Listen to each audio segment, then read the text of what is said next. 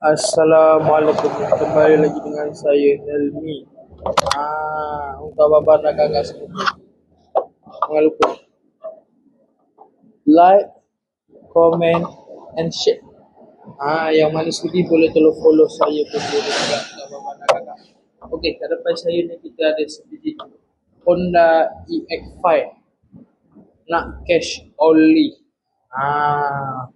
Dah siap install semua baru tayar baru, belakang depan berkilat, cover set pun baru, tayar baru, cover sport baru untuk abang-abang dan kakak tu.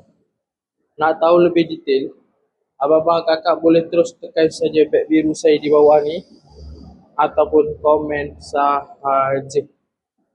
EF5 ni kita nak cash only abang-abang kakak. Bye bye. Assalamualaikum abang-abang dan kakak. Sebelum saya terlupa, jangan lupa like, comment and share. Kalau sudi tolong follow saya. Bye bye. Assalamualaikum.